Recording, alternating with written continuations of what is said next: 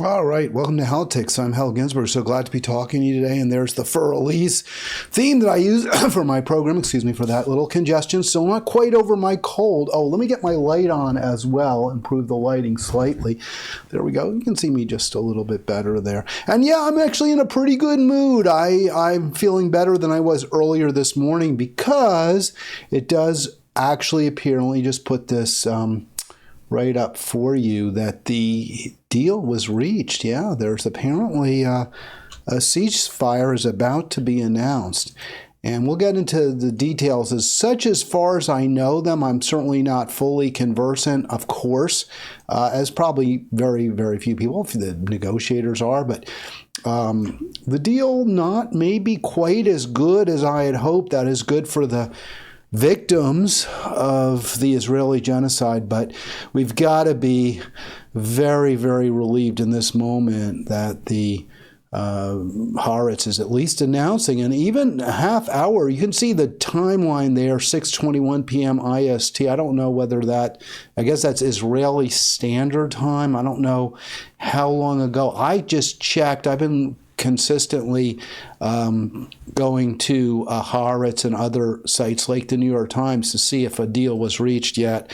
There actually was some news from, I guess it was also Haaretz, that may be more concerned, less optimistic, that Israel was claiming, and maybe accurately, I don't know, that Hamas was imposing some new conditions, which seems very unlikely because Israel's always claiming, that has been claiming for over a year, that the impediment to peace has been unreasonable demands from Hamas, basically unreasonable demands that Israel stop murdering tens of thousands of Palestinians and stop occupying Palestinians, stealing Palestinian land. But at least for now, the news does give me some hope, some optimism. And yesterday after the program, I actually was in about the best mood I've been. I talked about this yesterday.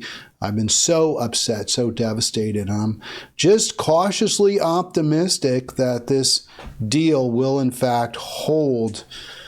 And maybe, just maybe, there'll be relief for the victims of the American-Israeli assault on the Palestinian people. So that's what we can only hope for. There's a lot to unpack with regard to this deal, and obviously we'll be talking about it as the days continue, as the days come ahead. And hopefully we'll be talking about a deal. Hopefully this really will happen. If you want to join me, if you have insights, if you have thoughts, comments, please do at any point. You can see the number there on the screen for Halitics, 242-5646, 240-242-5646. Please click like, please click subscribe.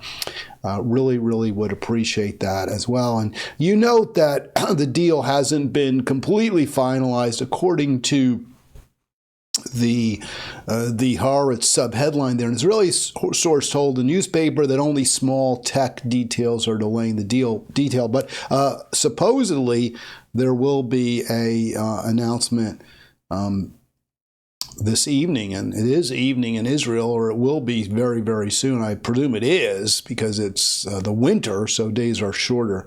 So presumably that press conference will happen. Before we get into what I understand, and obviously my information is limited to what's in the newspapers, specifically Haaretz has been the most detail, has been the source with the most details, but I've also looked at the New York Times as well. Washington Post, pretty useless, to be honest with you. At least I haven't found anything much in there that's been helpful to me. But before we get into that, just again, we're going to center the victims, and let's just hope that for now these are the last. And there'll be more, tomorrow as Israel has continued, I'm sure, its onslaught, but with American weaponry. But hopefully the numbers of reported dead in Gaza will start to dwindle very, very significantly. They didn't yesterday, 62 more dead after 61 on Monday, 62 killed Tuesday by Israel in Gaza. And that is amid reports that the truce deal, which I just reported based on Haaretz was actually reached, or is, all but reached. So even with these talks in very, very serious condition, in other words, that they were close, Israel continued to kill. And what some have said, and I believe this may be true, I think it was Glenn Greenwald indicating that because they were close, because Israel knew, the Israeli military, because Bibi knew, Smotrich knew, Gallant, I guess Gallant is out, but because Ben-Gvir knew, the Israeli hardliners in the military knew that a deal was close, they decided, hey, let's not miss an opportunity to kill more Gazans. Let's not miss an opportunity to wreak even more havoc, cause more mayhem, inflict more suffering. So that's who we're dealing with. That's who our ally is. That's what they do. But again, I don't want to be too negative, because this is really, really good news. The best we've heard. It's good news only because of how bad things have been. Yesterday during the program, when I started off after reporting on the death count, the latest numbers, and let me just give you that for today as well. You have 62 killed yesterday. I mentioned over 46,000, nearly 47,000 now identified Gazans killed. And even the New York Times reporting that the true number of dead could well be 40% higher. It's actually probably a couple 100% higher. At least that's what Doctors Without Borders and other experts on the ground have indicated, The Guardian, The Lancet. Regardless, the number is horrifying, heartbreaking, horrific. The report from yesterday that I gave you was that the deal looked pretty good as you could expect for Gaza. And there were several reasons that I had come to that conclusion. One, Haaretz reporting that this was exactly the same deal that had been on Bibi's desk for 8 months, and he just consistently rejected it. So it was something. It was terms that Hamas believed even 8 months ago were acceptable to it and to the Palestinian people. And for 8 months, Bibi said no. And only aggressive pressure by Steve Witkoff, Trump's handpicked negotiator, who read the riot act to Bibi, this was what we reported yesterday, did he finally agree. So that suggested these were terms that actually were relatively favorable to the Palestinians. Also, the hardliners, Smotrich and Ben-Gvir, made clear they didn't like the terms. The Israeli right-wing talk show hosts were very upset. They said Trump had betrayed them, had lied to them. So all of that was good, right? All of that indicated that maybe, just maybe, the Palestinians were getting a fair deal. Haaretz is reporting differently, and what they're reporting is a little more, at least, and they have different analysis. Different analysts. So yesterday's analysts concluded that the deal was actually favorable, or relatively favorable, certainly worth, certainly positive net for Palestine. Today's analyst comes to a different view and is much more pessimistic from my perspective. Now, Haaretz is an Israel newspaper, and they're not real, to be honest with you, they're a little less racist, they're a little less Islamophobic, and they seem to hate Palestinians less than the rest of the Israeli media, but they're hardly allies of this beset group, this beset minority. Here's what Jack Curry there reports. Hamas is forced to accept terms. Remember, yesterday we were saying, based on what Haaretz and others were saying, that it was the Israelis that believe, that perceive themselves as being forced. Now it is the Palestinians, Hamas, that is being forced, according to Haaretz. So that suggests that the terms aren't as great as we might have hoped. And we'll get into some of the details in a moment. But what really struck me and what I put in that caption there is that the war isn't over, right? It's going to be a ceasefire announced, but Israel isn't going to demobilize. It's not going to pull its troops out of Gaza, at least not yet. The hostages will be freed, but the war technically won't be over. And again, it's not a war, it's a turkey shoot. It's a whale hunt, right? The Palestinian people have no real ability to resist. So how is this deal not? How do the terms, at least as we understand them, and obviously there's going to be a lot more details coming out, and we just hope it does take, if for no other reason, because the bombing is so, what are you going to say? People are just being bombarded, destroyed. They're living in, tent cities. They have no resources. There's virtually none. People starving. Israel using starvation as a weapon. So presumably that really will end. But what didn't end, as I indicated earlier, is the war itself. There won't be a total end, and there won't be a total Israeli withdrawal at the time of signing, which is what Hamas had been, of course, demanding. But they're just not in a position. They can't. You have no power. It does remind me of the Malayan dialogue when the Athenians went to Milos. This is from Thucydides, and they said, either we enslave your children and women and we kill your men, or you join us in the war against Sparta. That's what they told Milos. You're our ally, in quotation marks, and our allies have to fight alongside of us and have to deploy men in the war. And the Malayans were like, we don't have any stake in this. We don't want to fight. And Sparta said, we're not going to have any dialogue with you. This is the Malayan dialogue. We're not going to have a discussion except your choice. Either you give in and you send your troops alongside ours, or we sack your city and we kill your men and we enslave your women.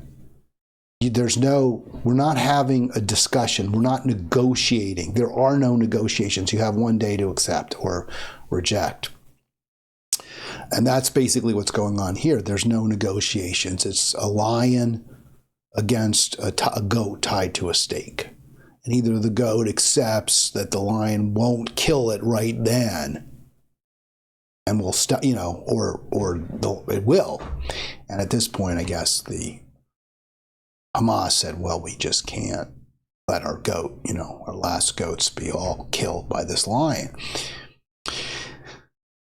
And in the Malayan dialogue, the Malayans decided they were not going to give in to Athens, and they did pull up the ladders, and they did bar their gates, and Athens laid siege to Milos and ultimately carried out its threat.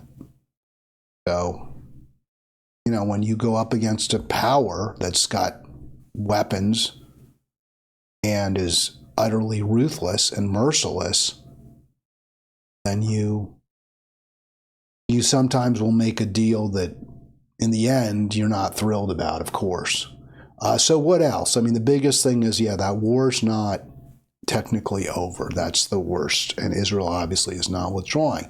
Now, you wonder what Witkoff is saying.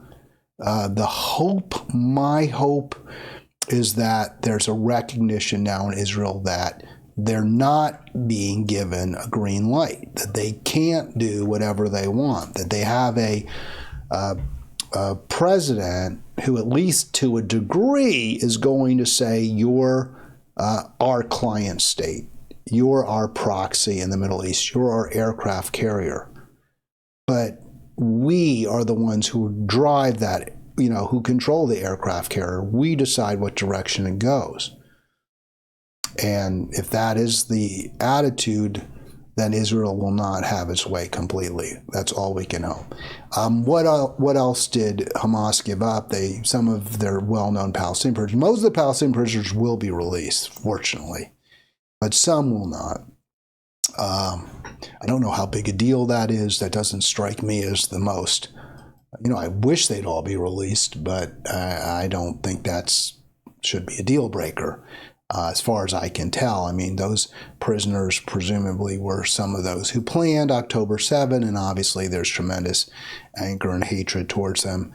In Israel, I can understand why they did it. I get the feeling of hatred towards Israel that animates Palestine, but still, they killed a lot of innocent people, and I'm not going to say that this is some horrible outrage if they're not released right away.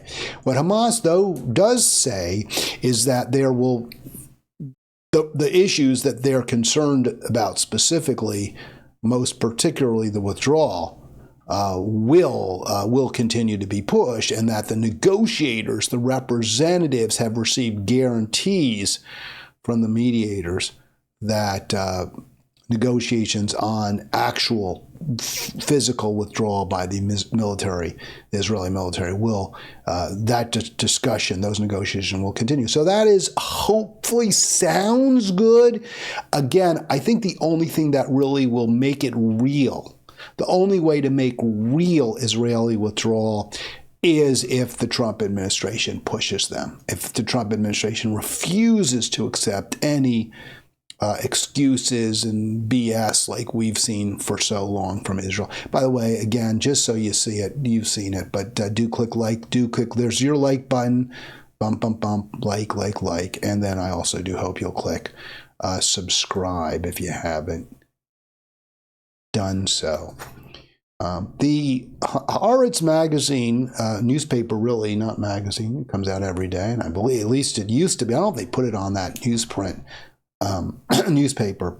The print is the print, but I don't know if they put it on newspaper or not. But the Gazans just said, hey, we just have to stop the Hamas said we have to stop the humanitarian catastrophe, obviously, which is worsening by the day. We've got to get those trucks in there, and, hopefully we'll live to fight another day.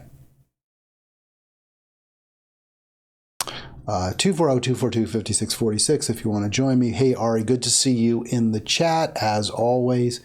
And the other issues that drove Hamas to accept the deal, according to the latest in Haaretz by Jack Curry, a deal that is not as good as at first blush I believed it was. And as I discussed yesterday, also that Hamas is more isolated. Their allies are largely gone. Hezbollah has been destroyed. Iran is deeply, mired in its own problems. Syria defeated completely. Assad kaput, puffed. So really, Hamas had few or no real allies left. Houthis, yes, but the Houthis are not particularly powerful, and they're geographically isolated as well in the southeast corner of the Red Sea. Pretty far from Gaza. All right, 240-242-5646. So but the big reason, according to Haaretz, is Trump's threats against Hamas, against Palestine, saying there will be hell to pay if they don't, or he'll unleash hell, right, in Gaza if the hostages aren't released. So that also causing Hamas to accept this deal. Now, I want to make a few points about that. I think that's awful that Trump said that. I think the threats against Palestine are so wrong after Palestine has suffered so much. The only threat should be against Israel. And this is not in any way an excuse. But what I will say that Trump did do is he applied real pressure. He, as far as we can tell, right? He put pressure on Israel. For the first time, real meaningful pressure on Israel, on Bibi. And that, coupled with presumably threats against Hamas and Palestine, caused both sides to make concessions. Now, I think you didn't need to get Hamas to make concessions. I think what you do is you say to Israel, we're not giving you another penny, right? We're not giving you another penny for war. We're not giving you anything else. That's it. It's over. If anyone's going to be the victim of an unleashed hell, it will be Israel. You know, I think you could say that. But to give Trump some credit, yes, he pushed both sides. Yes, he rolled up his sleeves. Yes, he was willing to, make statements, apparently. Now, there's a lot to be very, very harshly critical of Trump. One of the and the Republicans in general. As I understand, and I don't have the story up because I'm more focused on this and we'll continue to follow it, we'll continue to track it. The most important deal for me is that there be a ceasefire first and then peace. Second, that can only happen if there's pressure from the United States on Israel. That's the only way. It looks like there was some pressure exerted by Trump, and that did lead to this relatively good news. This is an incredible indictment of the Biden-Harris administration. This, to me, reflects what a complete failure their foreign policy has been, certainly with respect to the Middle East. And if we see some kind of deal reached, and I'm hopeful, more hopeful I was more hopeful that there would be a deal reached with Russia to end the killing in Ukraine. If that happens, I think those of you who insisted that the only legitimate vote, the only acceptable vote in the presidential election was for Harris, have been proven wrong. That simply was a false statement. Two existential crises that we faced were exacerbated by, largely caused, in my opinion, by Biden-Harris, and were not addressed, were not solved by Biden-Harris. Trump comes into office, he gets a ceasefire, and as we move forward, if there is a resolution that seems to take, that leaves the Palestinian people without being destroyed, that's how low the bar set by Harris-Biden was. That's how low it was set. This is not a praise. This is not an encomium to Trump. What this is the proof, in my view, that we on the left have to come up with something better, much better than what the Democratic Party has offered us. A party that has pursued policies that are so bad that on occasion and in important ways they can make Trump look good. That's just how awful the Democratic Party has been. All right, 240-242-5646 if you want to join me. 240-242-5646. Just want to get, again, I was critical of the New York Times. I try to be fair. I was critical of the New York Times because I felt, and it's reported yesterday, and I'll show you the headline, that they were being unfair to Trump, that they were, or they probably don't view it as being unfair because the New York Times is Zionist. They made excuses and they provided an apologia for Israel from the beginning. And from far long before this horrific, amped up genocide began on October 7, 2023. But, I took the position that when the New York Times presented Trump's contribution to the peace deal as part of his insistence that, unless that a deal be reached, lest he unleash hell, or all hell to be pay. I don't know, different quotes. One is unleash hell. According to the New York, that's what Horowitz says. According to the New York Times, he said there'll be hell to pay. Probably said both. But the New York Times claiming that was a big driver. And I was, hey, wait a second, that's not really fair to Trump, because what Horowitz is reporting, at least, is that it was, and what the Israeli Hasbara, the propaganda disseminators, have claimed, is that Trump is pushing Israel. But it appears that, Trump's threats to Hamas also brought that organization to its knees. Regardless, even if it's not a great deal for Palestine, even if, and it apparently isn't, even if Israel may start killing again, a ceasefire is to be greatly welcomed. And there's simply no way, I believe, to look at these developments without without a very, very critical look at the Biden-Harris administration.